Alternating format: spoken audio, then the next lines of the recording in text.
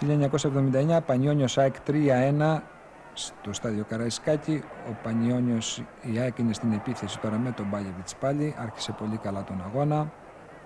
Στο Δωμάζο η μπάλα. Γυρίζει προς την άλλη πλευρά προς τον Αρδίζογλου, κεφαλιά, και ο Τάσος από κοντά με ωραία κεφαλιά θα κάνει το 1-0 από το τρίτο λεπτό. Η συνέχεια όμως θα ήταν διαφορετική για την ΑΕΚ στο δεύτερο ημίχρονο. Ο Πανιόνιος ήταν πολύ καλύτερο στο διάστημα αυτό. Εδώ κάνει μια προσπάθεια με τον Αναστόπουλο που κερδίζει μια διεκδικούμενη παλιά. Μπαίνει από δεξιά και από πολύ δύσκολη θέση πλασάρει το Στεριούδα στο 51 και ισοφαρίζει. Στο 67 θα γίνει το 2-1 όταν σε μια σύγχυση μπροστά στο τέρμα της ΑΕΚ και από διαδοχικές κόντρες θα βρει την ευκαιρία ο Λίμα να στείλει την μπάλα στα δίχτυα για να ολοκληρωθεί η νίκη του Πανιονιού στο 84 όταν ο Παθιακάκης πρόλαβε την έξοδο του Στεριούδα και με ένα πλάγιο σουτ έκανε το τελικό 3-1.